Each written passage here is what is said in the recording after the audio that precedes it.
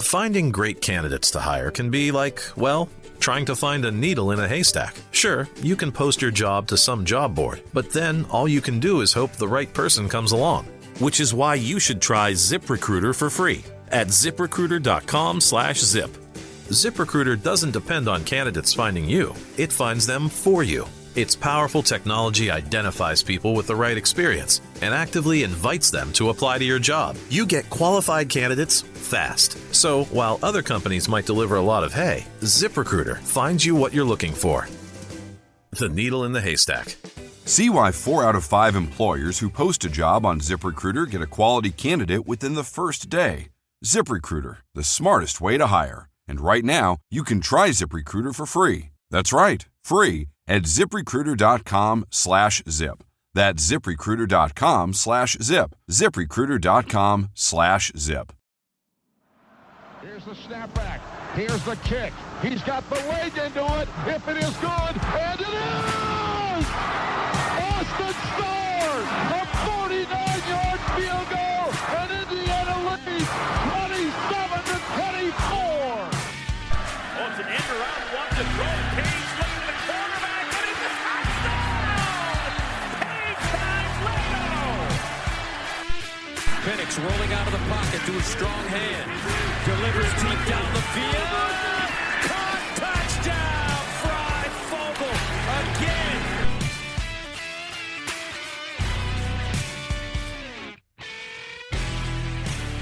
Welcome to the LEO podcast presented by Big Banter. I'm your host, Michael Bragg. You can follow me on Twitter. It's at Bragley, Braggley. I'm here with my co-host, Brandon. You can follow him on Twitter. It's at Brandon Dubich. Brandon spelled traditionally Dubich, D-U-B-I-C-H. What is up, Brando? I have Doctor Stranged every outcome for this year and have come up with what I know is going to happen. I will go 144 for 144, or whatever 14 times 14 is. I didn't learn that in school. They stopped at 12 by 12. But Which I know what I think 144 is 12 times 12. Yeah. But again, I know every scenario, and you don't have to listen to either one of these guys because I know exactly what's going to happen. 196. Thank you, producer Seth. I'm going to go 196 for 196. It's not a competition, but it's it's also based off of your pregame texting. I really hope that it doesn't go every way that you're saying that it's going to go. So, with us as well is our producer, Seth. If you haven't blocked him on Twitter, do it now. It's at SETOP5, SETAH5. What's up, Seth? I am prepared to win the fantasy football championship this year. I'm just throwing it out there. That's okay. There's only it won't happen, but 2/3 of us are in that league. I don't know if you never mind. This is for an off the camera thing. It's fine. So what we're doing here today, guys, a little bit different. We're doing our 2023 season prediction pod. It's the first one ever, first annual LEO podcast season prediction pod. What we'll do is we will go game by game, win-loss, one sentence, maybe two, or an elongated sentence on why. When have I ever answered a question short? Well, we got to. Does that ever happen? We got to try. And then we'll give our couple like player awards for IU, and then we'll do our conference predictions for both the East and the other one. And then the rest of it's pretty normal from there, except I've got two sections that these guys don't know about, I'm pretty sure, at the end. So before we do that, let's do a little bit of quick housekeeping. Just again, the website and the store are live. It is podcastleo.com. That'll get you there. We've got a store there too with a t-shirt and a sticker, brand new stuff, just some premiere stuff. As soon as we start, moving along a little bit more, you guys show any interest in that, then we'll throw out some more stuff, hats and stuff like that. So we will have a kickoff week special, guys. That is next week. Next week is the official kickoff week for me. We don't pretend that this other team plays this weekend. You can watch them if you want, but the real kickoff week is next week. We will have that going on. It'll be 25% off. So that's for everybody, not for just Patreon people or anything. We'll drop the promo code next week when we start dropping pods. There's an option in there, just so you guys know, if you guys do want to do some shopping, check it out. No shipping. You guys can pick up stuff from the tailgate. We'll bring it out there with us. You guys get a beer, have a shot, whatever, and get your gear. So there you go. Follow us on Instagram and Threads. It's at Podcast LEO. We're crawling towards 100. Once we're there, whoever that person is, as long as they're not just, some bot or something, free shirt. There you go. And then, as I mentioned, Patreon is still an option.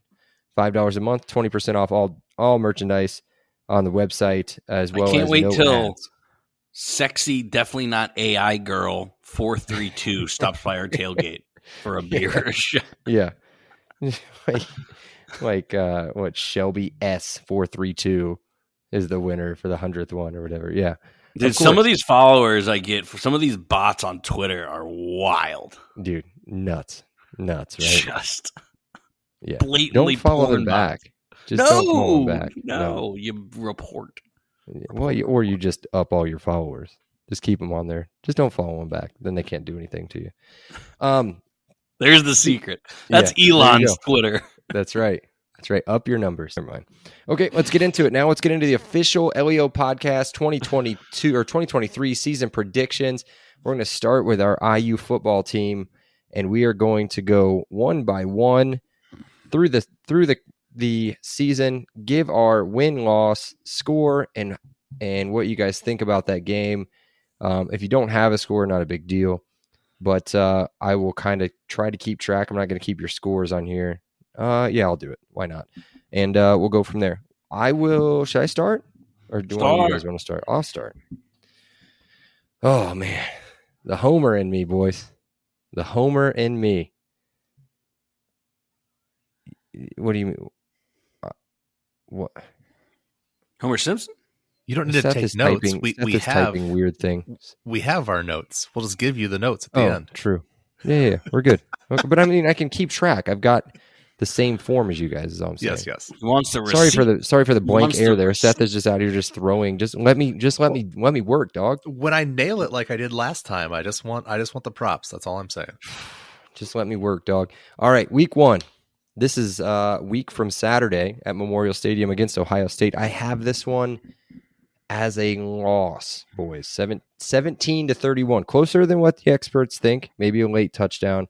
I think both teams are pretty rusty to start the season. 17-31. I'm going to go with that as a loss. Brandon? I had the same amount of points for us. Look at that. And a whole lot of more points for Ohio State. I am going 45-17, but I do think we are maybe leading in the first quarter. I could see us 7-0 or 7-3.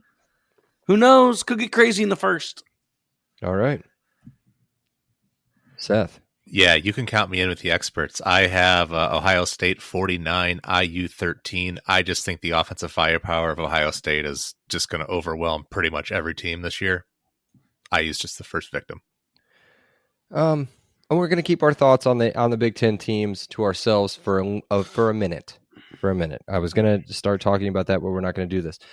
The next game, Indiana State at home. Believe it or not, guys, I have this as a win, 42-7 to the Hoosiers. 42-7. IU comes out of that 1-1. I think the offense is still puttering a little bit. I think the offense hasn't found its groove yet with which quarterback. I think this could be a little bit of an offensive struggle, but the defense just devours. This could be a game where Indiana State doesn't even cross the 50. I have this as 27-3. Okay. Well, I hope they cross the 50, or else that's going to be like a new record field goal at some point. 67-yarder from the 50-yard line. That'd be pretty good for an FCS team. FCS. What do you got, Seth? Win? Yeah, of course. I have it 45-10. I think they get the offense on track, and I think the defense is just too much for Indiana State. Yeah. So we're only 2 games in. I know Bragg didn't want to do this. What gives you the confidence? Like, how did they get to that many points, Seth? Well, I had 42, but you can single out Seth if you want. It's fine. Yeah, I just think it's a... I know your answer. I know your answer, Bragg. I'm curious on Seth's answer. I just think it's a mismatch of a game, and I think they're trying to get healthy, and they're going to try to prove a point that the offense is going in the right direction leading into what's the next game? Is it Louisville? Is the next week? It is. Yeah. It is. So, guys, I'm gonna tell you this now. I have 3 games that I've highlighted in yellow. You know our form that I gave you. There's no yellow on there at all. I've highlighted 3 games in yellow. This is one of the 3 games. The neutral site game against the Cardinals of Louisville, I have as, and I'll explain the yellow in just a second. I have this one as a W, boys. Real close. 34-33. 34-33. IU gets this one. I don't think Louisville's going to be there yet. I think they're a pretty good team in the ACC, but the ACC is the ACC as we know it. So you can be good in the ACC, but not good against other teams. What do you got, Brandon? I also have this as a win, Wow, but not scoring as much as you do. I think you'll see a common theme amongst IU wins. I think Louisville's offense really struggles again because I think they have offensive linemen built to pass pro or run pro, and then they're going to have to pass pro. And I think our defensive ends really cause them struggles down when the field gets short. So I see not 1, not 2, but 3 field goals all in the red zone.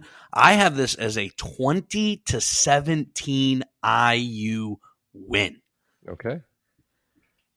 Seth's got it as a loss. Yeah, I don't quite share the optimism. I think Louisville's not a good team, but I just don't think the things fall right for IU in this game, and I have it as a loss 27-17.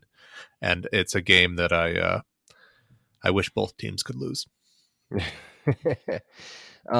one could be another across-the-board W for us here. We got Akron at home the following week. Again, a theme that I'm going to share, I think Seth's going to share and wins, and Brandon apparently is not going to share. I do not think the offense is going to be a problem, especially against a team like Akron. I think IU gets this one 49-14. Here we go. Not too indifferent than Akron's a good team. I think we covered it in the preview pod, but I think our defense is still too much. They give up 3 to Indiana State. They give up 13 to Akron, and the Hoosiers win 31-13. They break the 30 spot. For a month into the season, they break 30 just barely. What do you got? Yeah, I have this as 37-7 IU. I think that this is over in the second quarter, and it's just a coaster in the second half.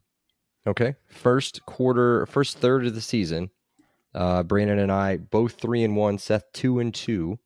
As we head into what you guys would expect me, I think, to pick as a win here, it's at Maryland, a team that's getting a ton of hype here recently in the press in the Big Ten.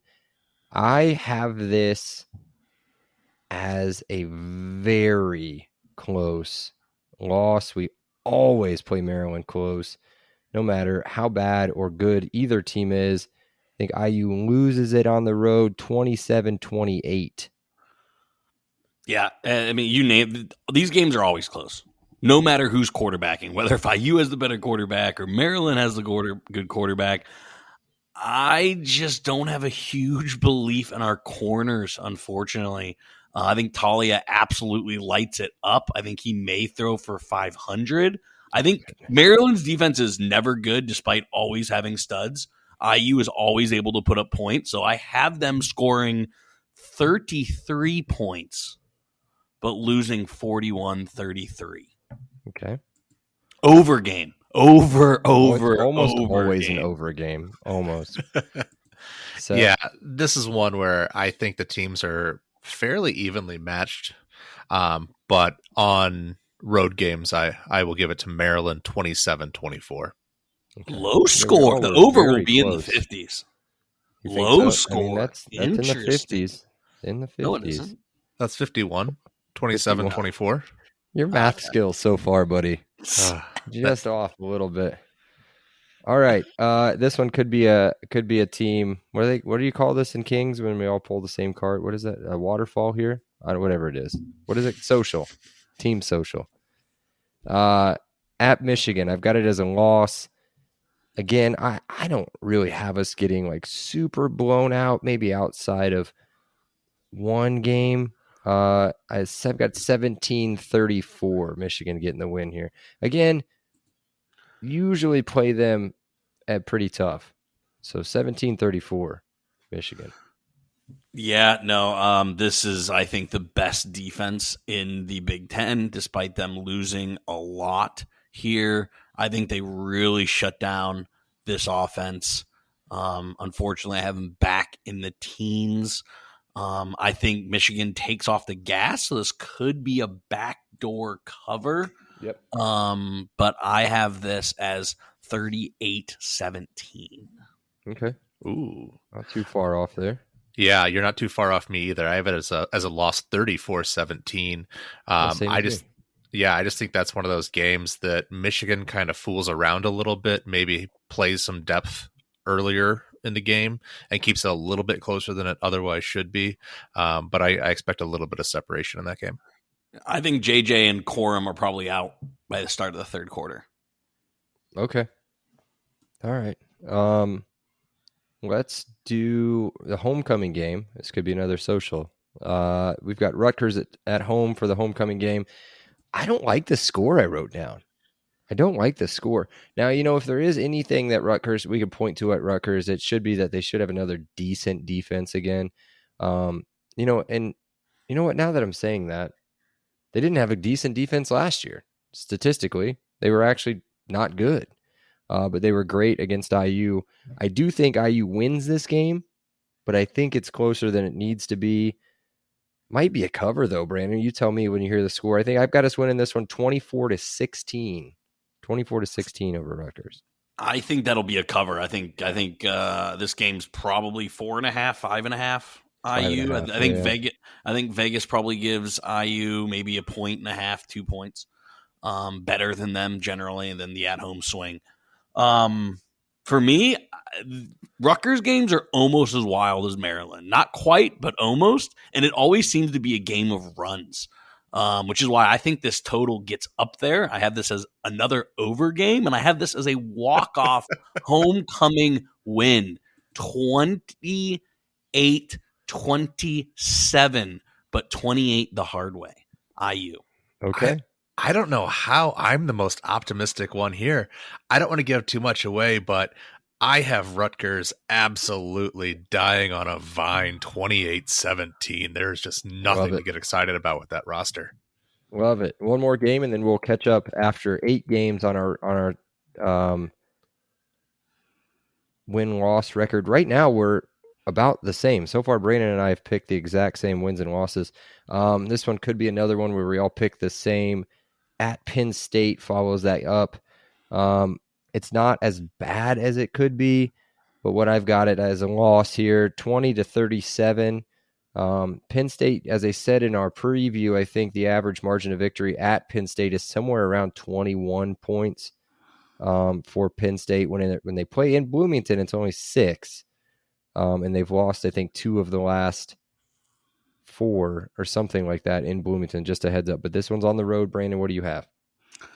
Man, I have them coming off a loss of Ohio State, and they're going to have to flex some muscle to get back in the Big Ten. I think this defense. I said Michigan's the best defense, but Penn State's not too far. Incredible. Yeah, not too far behind them. I think IU really struggles to score in this game. I think the lowest offensive output all season. I have this as 38-13. Okay. You could just repeat what Brandon said verbatim and change only one number. I have it 38-14. There we go. Okay. Moving to Wisconsin at home, which I think based off the preview, we could have a little flip-flopping going on here on win-loss. I have this one as a really close loss, and I'm not confident in it. This is not a yellow highlighted game. I have 2 yellow highlighted games left, and I'll explain that at the end. I've got Wisconsin stealing one in Bloomington late. IU 24, Wisconsin 27. Seth or Brandon. Yeah, I mean, we've seen, was this 3 years in a row now, IU has played Luke Fickell. I mean, they know how to game plan for this. I think we all talked about how first-year struggles are going to be there. I think is your quintessential IU game that IU just plays worse than it should. And this is the game that when we're sitting in December, we're saying, this is the Nebraska game from last year. Like, completely winnable game, but just turnovers, dumb plays, dumb penalties hurt IU in this one.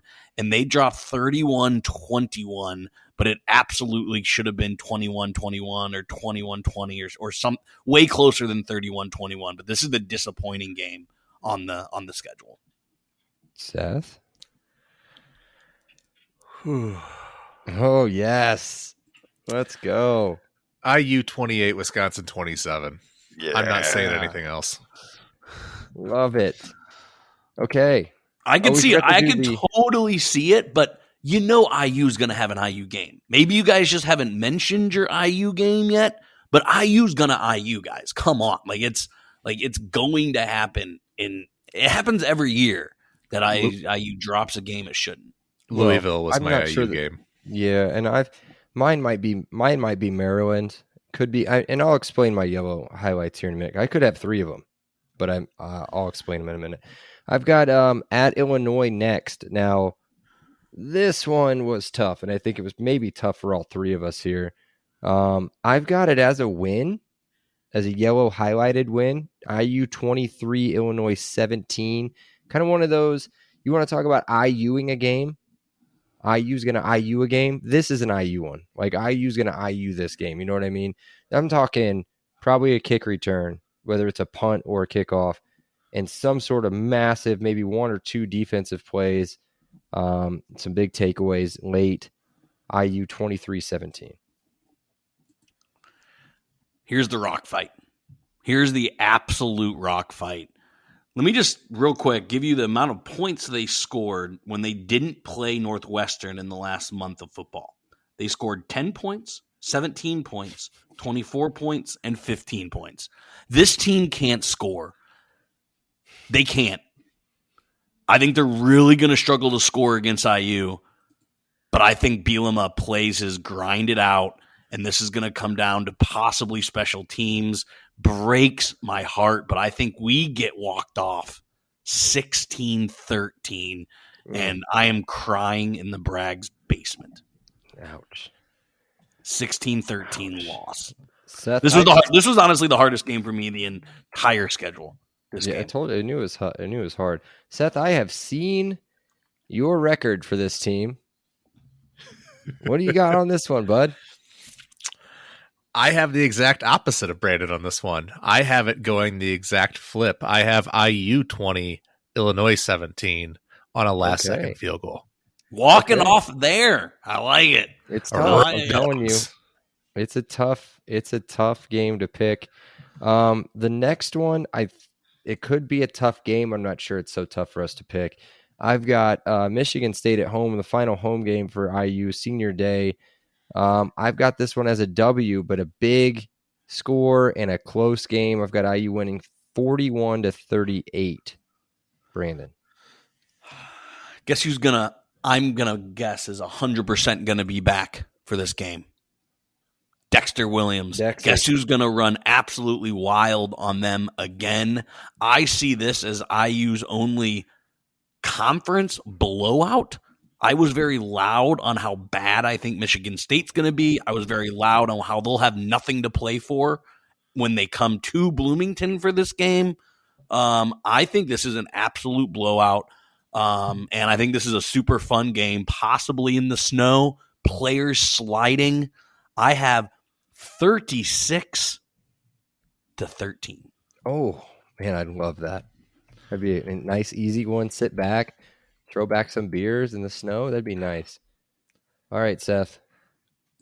I have Michigan State in an epic free fall. Yeah, And IU taking full advantage. 34-17. Not even close. never a doubt. Not Never a doubt. Yeah. Can I drop a fact on you guys real quick? And this is unrelated to Michigan State, but it reminded me because of Mel Tucker. Who's your boy at Maryland? What's his name? Loxley. Loxley. Okay. I don't know if we talked about this on the preview, but I saw this the other day. Since Tom Allen and Mike Loxley, they both took over the program at it's either the same time or about the same time. They have the exact same win-loss record. Exact same. When you think of those two coaches, what do you guys think? Sorry for going off on a tangent. Don't you think one is way more successful than the other one? Seth? I think one has a better publicist. Okay. All right. That's it. Moving on. Okay. Last game of the season. This one's a yellow highlighted one. At Purdue. I have it as a loss. The Boilermakers winning this one 24. This is an odd one, Seth, and stop pumping your... This is probably like a total... You want to talk about a heartbreaker and crying in the basement? I think it comes down to a missed field goal. 24-22 Purdue. And IU finishes 6-6 on the season in my schedule. Brandon. So here's just an absolute yuck game. I have Purdue coming in with only 4 wins on the season. Oh no. Their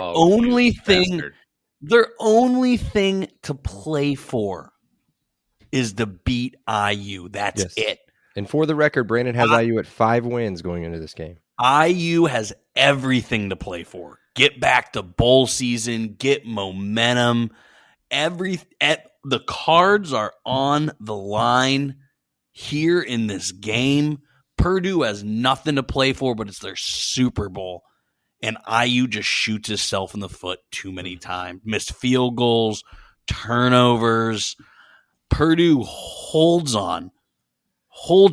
Ugly score game, 22-18 Purdue. We both had a 22 in there. How about that? 4th and 14 on the 20-something, and IU throws a batted incomplete pass. Season over, 5-7 at hands of the rival. Well, So I know Martha carries a mop, but does she also use a broom? Because it's a clean sweep, baby. 21-20 Purdue.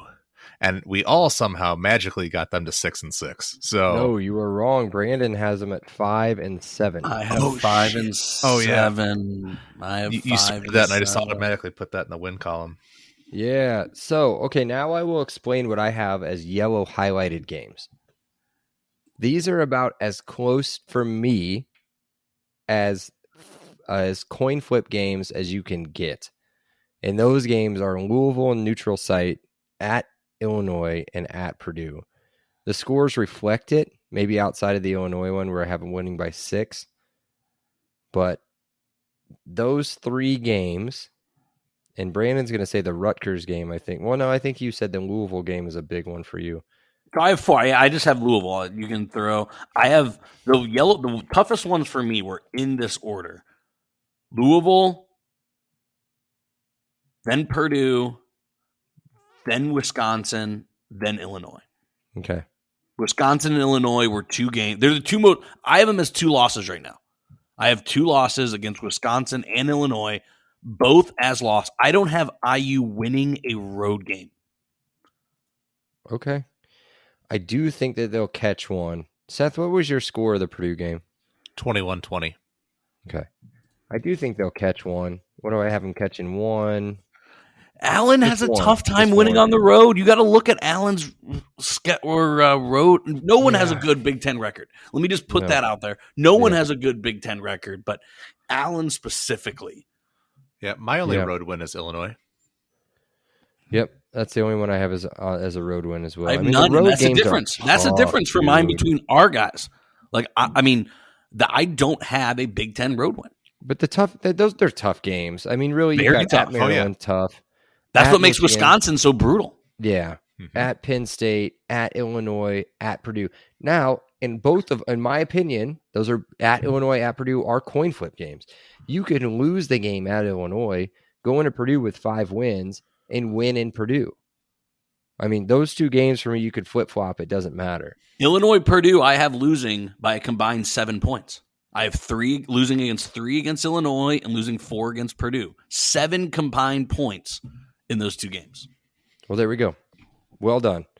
There it is, boys and girls. Seth and I have us going bowling. Brandon does not. We will see how it plays out on the field. I haven't been a fan as long as you, but I can just see like you and I just being so mad because there were so many games that could have sent us bowling. Mm-hmm. Wisconsin, I just Illinois, want you to Purdue, remember. so many games that we're sitting there watching bowl games, right? We're watching bowl games together, and we're like, this could have been IU. This should have been IU if it wasn't for Wisconsin, Illinois, Purdue. I just want you to remember that we have proven that we can do it. This coach has proven in 2019 and 2020. Yeah.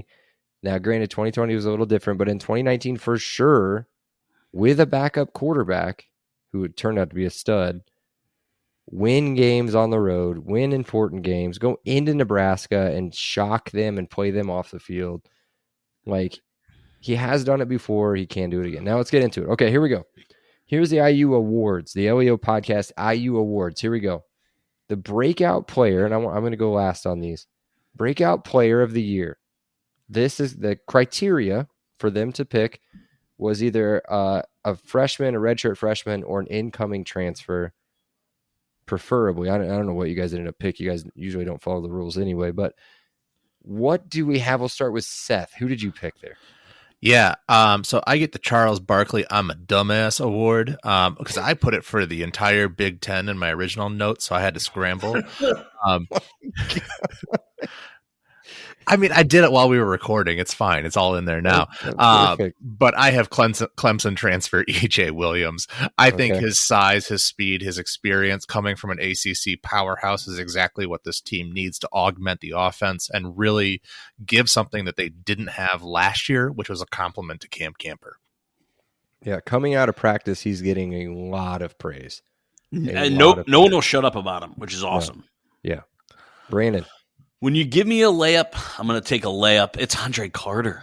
Like we're here talking about what round is he going to get drafted, and is he going to go in the first round? I love Andre Carter. Everything again. Talk about people talking inside and outside of IU's camp. Yep. Andre Carter is an absolute no-brainer for newcomer breakout player of the year. Here's where I'm going to go under the radar and pick somebody that is getting a lot of hype out of camp and somebody that a lot of people may have forgotten or didn't even know was on the team. So I'm going to go with safety Husky Amari Farrell, a redshirt freshman out of Florida. I believe I forget where he's from, but this kid is getting a ton of praise out of camp. He's making, you can watch camp highlights. He's making big time plays on defense. I don't think he'll come in. I know he'll come in. He won't come in and be an immediate starter. But I do think he'll provide really good backup to Noah Pierre. And so I'm excited to watch him play. He'll be number 25. I don't know if he's on any of our numbers or not, but he is number 25. So keep an eye out for him. He picked IU over Florida State. Yeah. He was ranked he was ranked 58th best safety and 101st best player in Florida with an 88 overall grade. 88 overall grade is he's a big time player. Solid. Yeah, he's a big time player for sure. Okay, next. And I've got 3 choices here just in case you guys take any of them. Offensive player of the year, Seth. Yeah, so I went based on how does this team actually get to 6-6? What player gives them the best chance to get there and crown him? And the answer is someone we've come to back in multiple times over the course of the season, and it's going to be Josh Henderson. He's going to be a workload for a lot of this team if he's in the red zone a lot, scoring a lot of touchdowns, involving him in the passing game. IU's offense is going to be moving up and down the field and scoring points. Okay, that was one of mine. You keep giving me layups, I'm going to keep taking layups. Our most talented player on the offensive side of the ball is Jalen Lucas. I've been saying very loud he's going to be lined up as wide receiver just as much as running back. He's going to get the ball. He's going to be IU's version of Deebo Samuel, right? He's just going to be doing absolutely everything. And he's going to be a vital, vital part to what you can sell to recruits as what you can be at IU. Give me Jalen Lucas as Offensive Player of the Year. He continues to get picked as preseason first team All-American. I think today even came across CBS Sports, and one other bigger one came across today too. He's just an absolute stud. And speaking of studs, my first pick, the first name I wrote down, I had this name, then I had Jalen Lucas, and then I had Josh. I'm going Cam Camper. If he stays together for the full season, we saw what he could do through 8 games, semi-healthy. We know he wasn't fully healthy in those games, but I think Cam Camper is an absolute stud. I'm going to take him as Offensive Player of the Year. Can I make a little note? Go ahead. I think Cam Camper has the highlight plays. I think he has a few absolute monster touchdowns for me. Cam Camper was my number 2. It's funny. We all had the same. I had Lucas, Camper, Henderson. I think you guys had versions of different orders. I just don't think the volume is there. I think this is going to be a run-centric team. When we do pass it, Jalen Lucas is going to be involved a lot in bubble screens and slants. I just don't think the volume is going to be there for Camper. But I think when he does get his hands on the ball, doggy.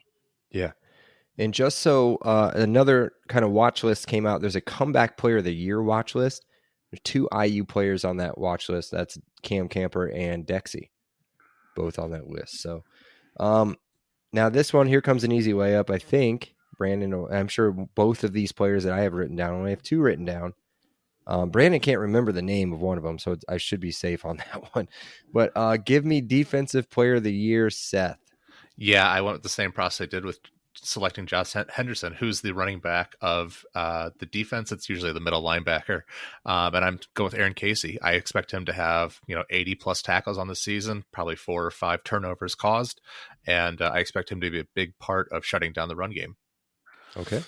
Yeah, Aaron Casey was my number 2. If I'm going to take Carter as my impact breakout player, I have to take Carter, right? Aaron Casey is going to be the captain. He's going to be the emotional leader, but it is Carter that is going to lead the headlines and lead the statistics for the 2023 Indiana Hoosiers. Okay. I have the other linebacker. I have Josh Rudolph. The Austin Peay transfer, the guy that's getting the big time grades out of before camp started from PFF, the guy that's getting a decent amount of run in camp. The other guy that you could put in here, maybe I could flop with him is Magnum Farrar at the linebacker spot. I think they'll be fighting between those 2 spots a lot. I do think that Josh Rudolph is a really good player, and I think we'll see him a lot. But you guys took probably the top 2. So I'll take. Can I give co-honorable mentions? Yeah, go ahead. To probably the most, if these 2 have a successful year, this can take IU's defense to the next level, and it's what's been missing the past 2 years. JoJo Johnson, okay, and Noah Pierre. The safety and cornerback play has been disappointing the past 2 years. The 2 years previous, it was safety and cornerback play that made all the difference for IU's teams. So do I think they'll be breakout players? Do I think they'll be defensive players of the year? No. But your number 1 corner and number 1 safety better be making plays and better be playing varsity football. And so, again, I think JoJo Johnson and Noah Pierre are vital pieces that shouldn't be left out when talking about Defensive Player of the Year. Okay. I was going to say, I thought you were going to go Sanguinetti there, but that's fine. We love Noah. Love Noah on the podcast. We're always a Noah Pierre podcast. So that's it. That's going to wrap up the award season. Now we're going to get into Big Ten conference predictions. We do not have a set format for this, but let's do this. Let's not go record, whatever. I want you guys to list them 1 through 7. Or should we go 7 through 1? Yeah. What do you guys think? Like 7 to 1 yeah. in each conference. We'll start in the West because we don't really care so much about the West. And then we'll go to the East. And then I want you guys to give one outstanding thing from your list that's going to shock somebody, right? I can give you an example. Well, I don't really have anything here, but I have one interesting thing in the West. There's not that much interesting in the West as it is. Let's see what we have. Where should we start? Brandon, you want to start this one? Why don't you do that? Yeah, I'm 7th in the West is Northwestern at 0-8. You did just Big Ten Conference. Gotcha. 0-9. Sorry, 0-9 in the Big Ten. You don't have to do record if you just want to go. All right, number 6. Number 6, I have Nebraska at 2-7 in the Big Ten. Then I have Illinois at 3-6. Okay. In the Big Ten. And then I have Purdue at 3-6 at the Big Ten. Then I have Wisconsin 6-3. Ooh, okay. Then I have Minnesota 6-3. Drinking the Kool-Aid. Okay. Yikes. And then I have Iowa 8-1. Okay. 8-1 Iowa. So is that your standout stat there? You think Iowa's the big time surprise? No, I mean, I guess. I think I was really, really good. Imagine if they had a quarterback. I mean, just imagine. Well, they do. And I think it's the best quarterback that I can remember them having since the last time they won the Big Ten West. I think they do it again running away. Okay. Who is that? Nate Stanley? We'll see. Stanley, Nate Stanley. We'll see who agrees and who disagrees. Seth? You ready for this? All right. 7-1. 7. Northwestern. Similarly, I have them at 0-9. 6. Illinois 1-8. Okay. Wow. 5. Nebraska 4-5. Okay. I have Minnesota at 4, winning that tiebreaker at 4-5. Purdue 5-4. Okay. All right. 2. So I went through. Here's my fun fact: is I went through this alphabetically. So started with started with Illinois, ended with Wisconsin. So Wisconsin's entire schedule was filled out by the time I got to them, and somehow I shocked myself and gave them the win in the West at 7-2 and Iowa second at 6-3. Look at shocked. that. We were not nice to Wisconsin during our preview, and now you have them winning the West. I have one of their 2 losses being to IU. Hey, Tanner, not a guy. So Tanner, I have not a your guy. overall record for everybody. Who do you have Iowa losing to outside of the Big Ten? Do you have them losing to Iowa State? I believe so. Okay. Iowa State's supposed to be dog doo-doo, but it's at rivalry game. It's at Iowa State, and they typically play poorly. Okay. Here we go. I'll do the same. I have overall records. I'm not going to read them off, and then I'll give my stat here in a minute. And I think you'll be disappointed, Seth, but let me explain it. Number 7, Northwestern. 6, Nebraska. 5, Purdue. I expected you to put Purdue at 6, so that makes me feel not that I'll bad. explain it. 4, Illinois. 3, Minnesota. 2, Wisconsin. 1, Iowa. I have Wisconsin and Iowa. That is the tiebreaker to win. Iowa beats Wisconsin in the game. I think it's at Iowa. That was the big one. But what my thing was, and by the way, I have the Big Ten West winner at 9-3. 9-3 compared to what we're about ready to talk about. 9-3 wins the West. Mm-hmm. And I've got Purdue at 6-6, and really anywhere between 3rd and 5th, they could have fallen just depending on how the games go between Minnesota and Illinois. And I think I had them losing both because I believe both are on the road, right? Syracuse is my Purdue game of the year. Purdue always loses one they shouldn't. They will beat Fresno, lose to Virginia Tech because Seth is going, and then they will also lose to Syracuse at home, and that's gonna. Ryan Walters on the hot seat. I have me watching them lose at Virginia Tech as well. You would expect that, right? I think you're just kind of going. Virginia Tech is not a good team. I know they're not good, but I think just that game, that's kind of a Power 5 marquee road game for them. Yeah. Yeah. Okay, here comes the fun part. Let me just tell everybody this. Seth and I have the exact same finish for all 7 teams. What collusion? I did not do that. I didn't put Brandon's in because I had more time at whenever Seth's was actually done to put his in, and then I forgot to put Brandon's in. So we'll start with Brandon. Brandon at 7 in the East. Who do you have? Rutgers, Okay. 1-8. Okay. Michigan State, At 6. Okay. 2-7. Let's start right here. Right now, all 3 of us exactly the same. Okay, continue. Number 5. IU, 2-7. Okay. Maryland, 6-3. Okay. Penn State, 8-1. Oh, okay. Michigan, 8-1. Ohio State, 8-1. Oh my goodness. Seth, we don't even need to go through it. Don't need to go through it. So we do a little bit. Okay.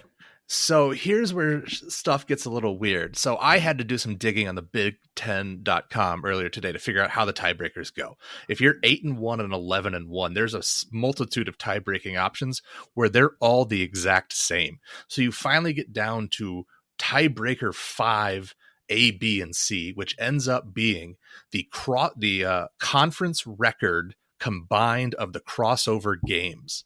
So the way that we have it, you have to factor in how is it for, let's say, for Ohio State, their crossovers were Minnesota, Wisconsin, and Purdue. And then Michigan's were, it doesn't matter. But anyways, in my total math, it ended up with Ohio State 1, Michigan 2, Penn State 3, because of the record of the strength of schedule of the non-division conference foes. So your standings are wrong that I have written down. You have Ohio State winning the conference. Correct. Okay, I have Ohio State, is, Michigan, Penn State 1, 2, and 3. just so everybody is aware. Samesies. Everybody is aware here. They have all 3 of these teams with a final record of 11-1, beating each other. Let me go through mine real quick. Just so everybody knows, Seth, Brandon, and I all have the same 7 through 4. 7 Rutgers, 6 Michigan State, 5 Indiana, 4 Maryland, 3 Ohio State, with a final record of 9-3. 9-3 for Ohio State. Somehow make the playoff. But 9-3 for Ohio State. Michigan at 2 at 11-1. Penn State winning the Big Ten at 11-1. This is where our difference is. I have Penn State winning at Michigan. I'm trying to think this. Hold on. Penn State wins at Michigan. Michigan loses. I can't remember how it worked. I don't remember how it worked. I think Penn State loses with Ohio State. Penn State beats Michigan. That's how it ends up working. Yes, at home. Yes, the home team wins in all that round robin. Yes. And then Ohio State, I think I've got them losing to Michigan, Notre Dame, and some other team somewhere in there. Maybe. Yeah, I'm confused. They only have Western Kentucky and Youngstown State. Yeah, that's the only. It's Youngstown State, Western Kentucky, and Notre Dame are their 3 non-conference games. They're losing to. So they're losing to Penn State and no, they're not losing to Penn State. So they're losing to Michigan. They're losing to Notre Dame, and I think I've got them. Who are their crossover games? Wisconsin. Wow. That's already a 10-point favorite on the road. I'm just telling you, I do not, and I will scream this again, I do not think they are as good as everybody thinks they are. I don't. I do think this is going to be a quote unquote. I mean, they literally haven't picked their year. quarterback yet. So I mean, that's what makes me so unconfident. Because when Seth told me the tiebreaker, when I had it without my tiebreaker, I had it as Michigan, Penn State, Ohio State, and then Seth crushed my dreams when he told me what the tiebreaker was, because I don't think Ohio State is the best team in the conference. No. I don't. I just think they serve at home. Tell me- Win at home. So I can't see them losing to Wisconsin. It sucks because I think they're the third best team in the Big Ten, but I think they win the Big Ten. I think they win, or Big Ten East. I think they win the Big Ten championship, and I think they're the number 2 overall team in the football playoff and lose in the first round. in the first round. Yeah. So tell me this then. So we all have Penn State at 11-1. If you had to bet your life, your house, don't put your life, you had to bet your house on how confident you are in Drew Aller, do not call him Alar, Drew Aller, would you do it? Because he's the one we're really betting on. Now, their defense is very good, but they're going to have to beat 2 other very good teams with a quarterback. So And I he's have the him. quarterback. I have him as the Big Ten offensive MVP, and Okay. I have 3 Big Ten teams in the Final Four. Okay. 3 Big Ten. Okay. You're All right. telling me they're not going to? Ohio they State go goes 12-1. Penn 12-1, State goes okay. 11-1. Michigan goes 11-1. You're telling me they're not at least in the top 5? Yeah, I agree. I don't agree with you with Ohio State, but it's fine. It's different. It's fine. I'm It's just fine.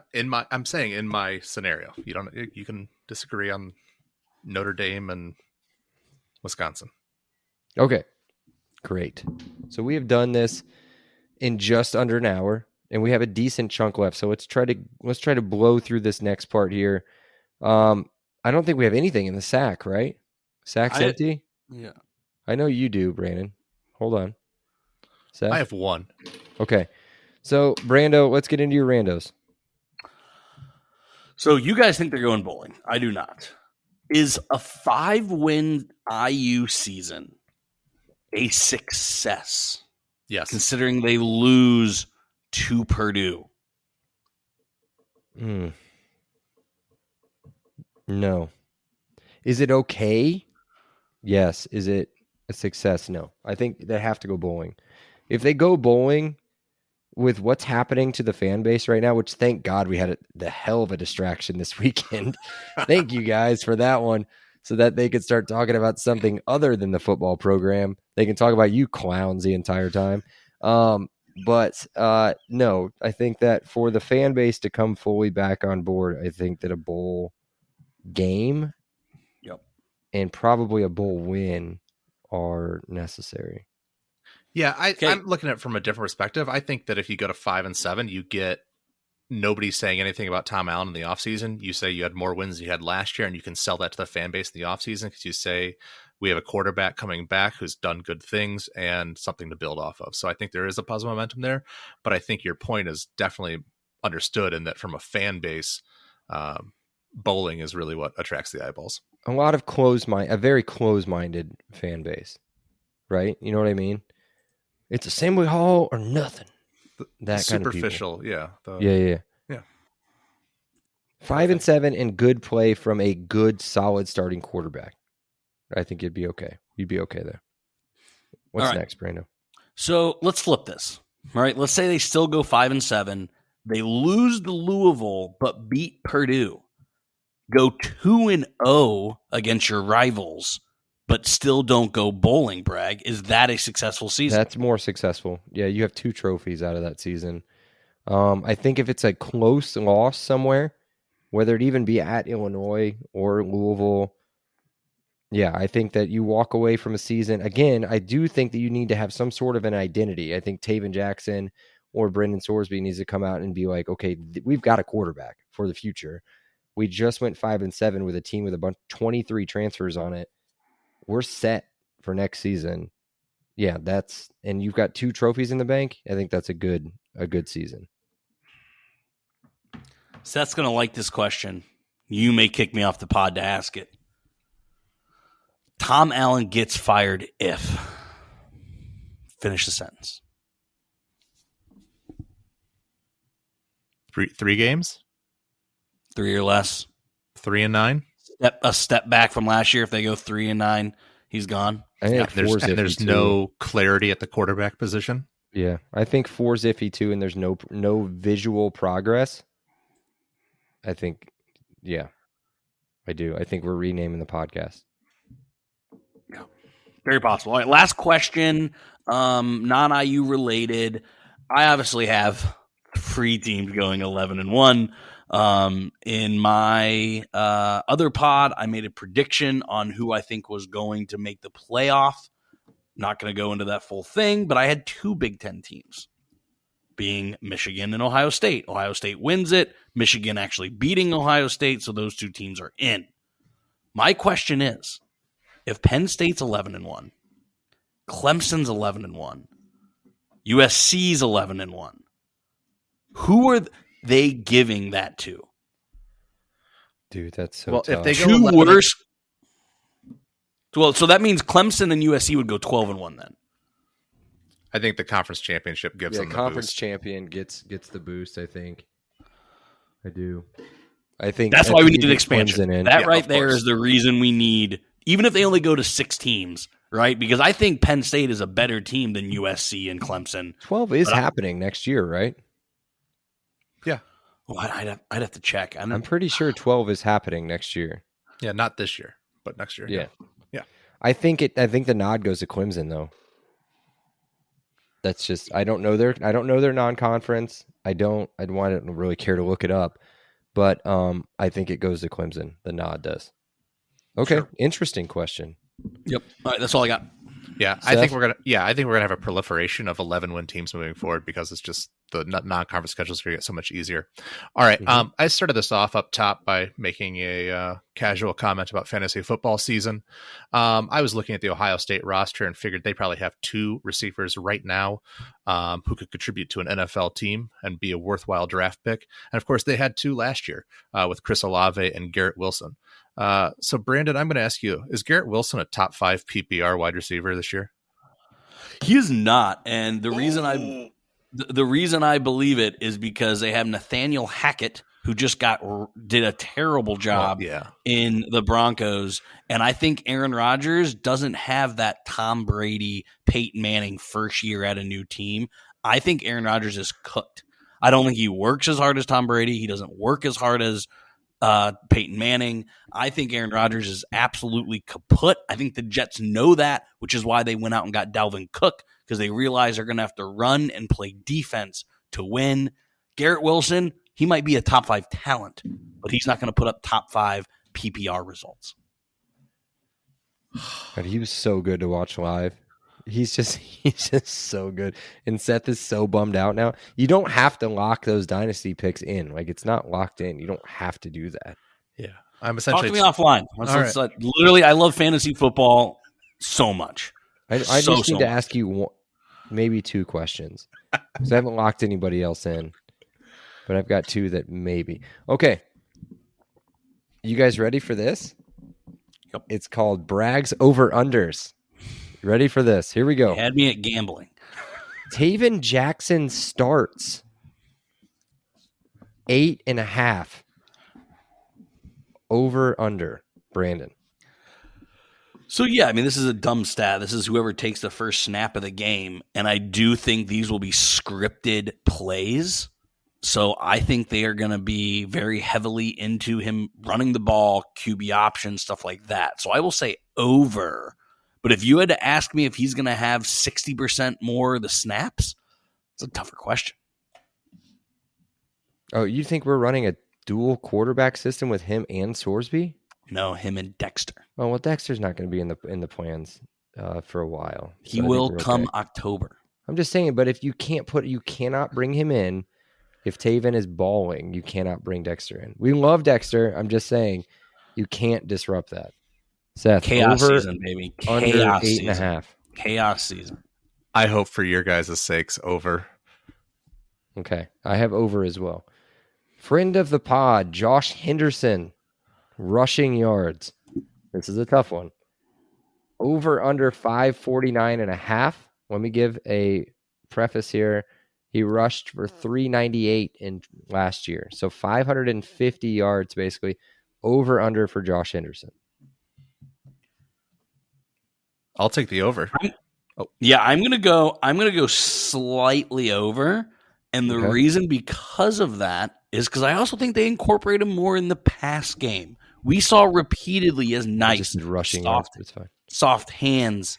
So I think he gets just slightly over that amount. I think he gets around 600, which is a little over 50 yards a game.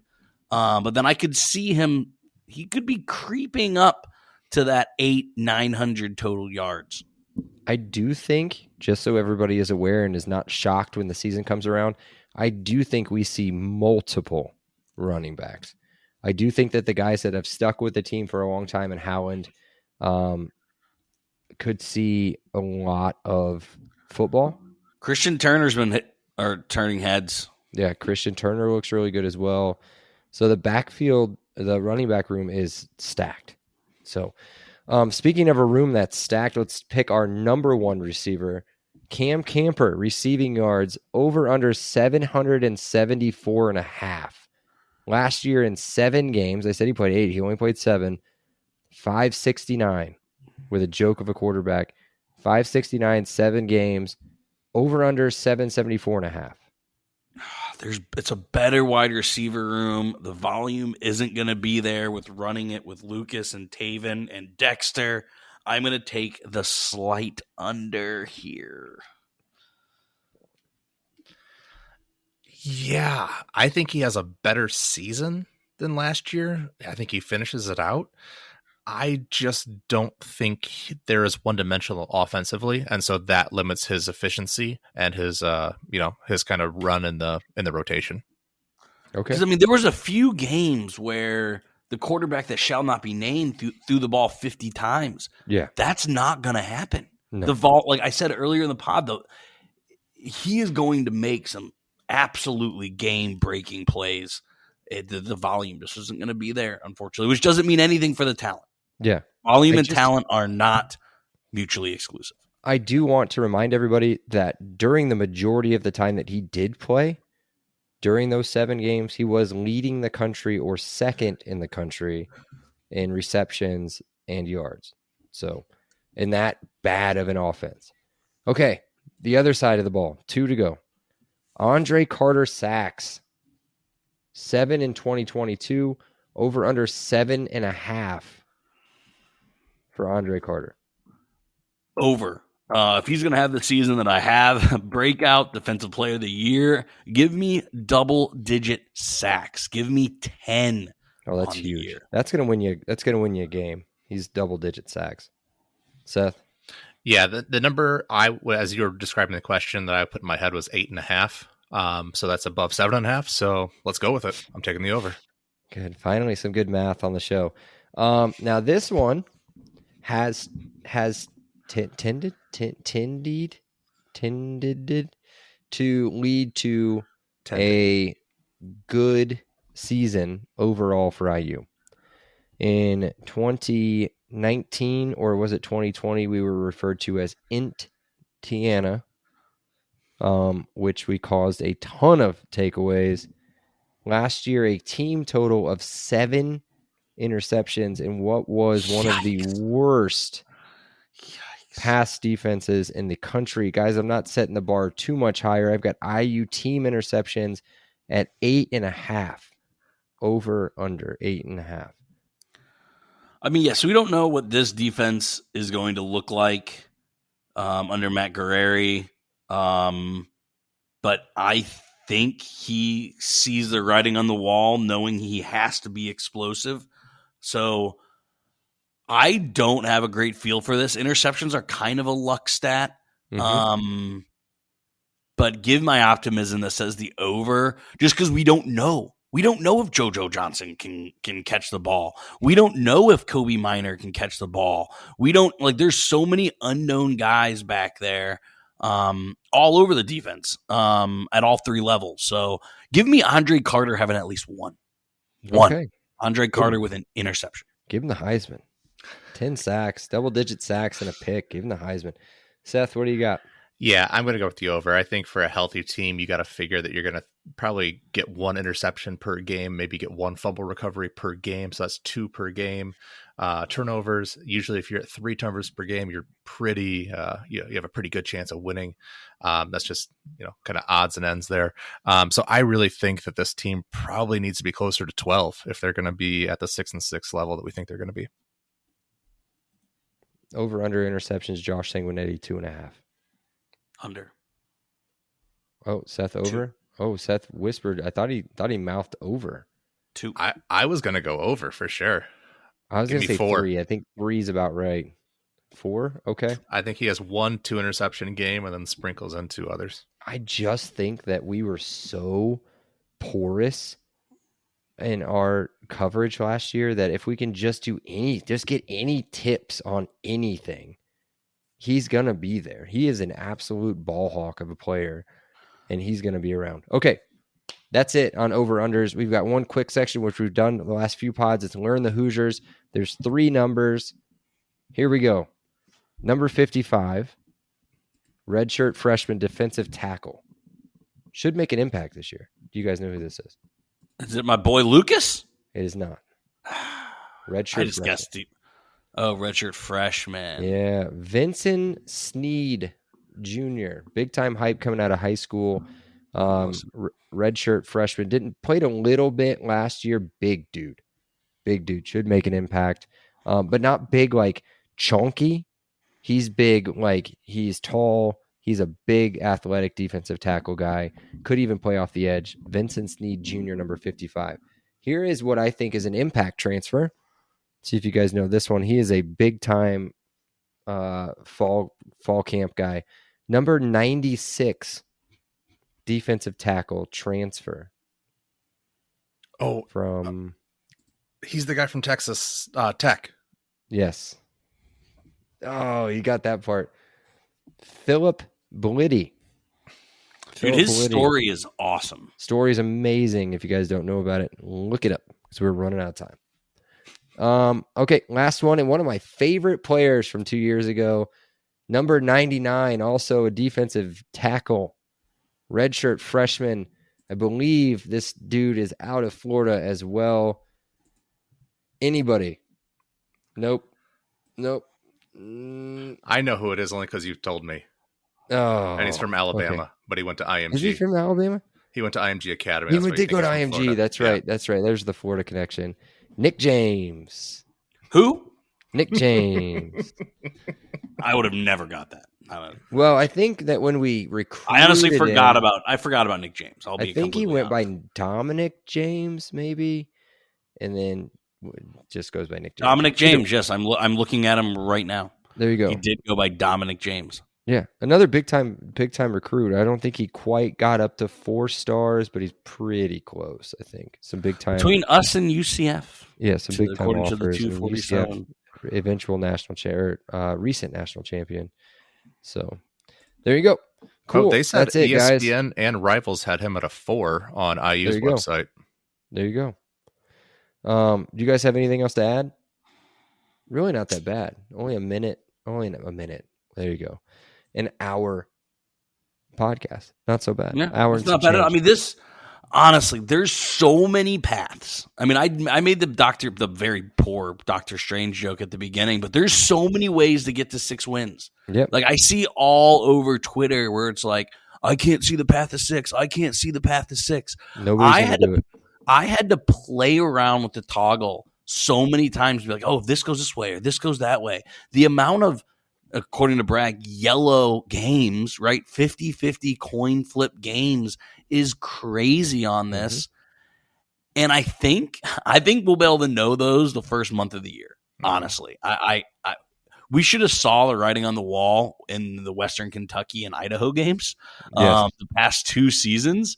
If the Akron and Indiana State games go like the Western Kentucky and Idaho games, I think we know which way those 50-50 games are going to go. Yeah. But so I don't think we'll have to wait long to see what kind of team we got here. But to steal something that Bragg has said all offseason and for the past 3 months, nobody knows anything. Nobody knows anything. Nobody knows anything. and we got less than 2 weeks until we're going to know something. That's right. And anybody that's been down about, you'll see all these new predictions coming out. A lot of them are going to tell you 3-9. A lot of them are going to tell you 2-10. A lot of them are going to do some weird things and you want to know what that is? People that don't do any research on anything, people that don't cover the team. Nobody knows anything. Like, nobody knows anything about this team, and we'll find out in a little bit less than 2 weeks, and then we can go from there. I think that you can't really base it off of that game either. Again, as I said, I don't think Ohio State is very good. I do think that they are incredible in certain positions. I do not think that they are. No, that's not what I meant, Seth. I don't think that they are as good as everybody thinks they are, is what I should have said. I do think that they are very good, but not as good as they think they are. So again, we have gotten blown out by Ohio State and looked good. Like, how many of those the bowl teams, or even the 5-win Richard Legault years, we were in the game for half of it. We were in the game in the third quarter, right? So we almost beat them with Xander Diamont. There's a difference, actually. That Xander Diamont team is very close to what this team is this year. There you go. They had Ezekiel Elliott and like some incredible players on that team. But my point is, I mean, we'll obviously talk about it on the Ohio State preview pod. But I mean, don't listen to us. We're smart. They're dumb. We're big. They're small. We're fairly attractive. They're likely not at all. We'll put our faces out there at some point. Once we figure out a actual platform to do this. I just got a haircut at Great Clips, and it looks like not good. I was going to say something, but it's fine. Good for you, though. Just keep lined up. Be sure to check out our pod on Twitter, Instagram, and Threads. It's all at Podcast LEO.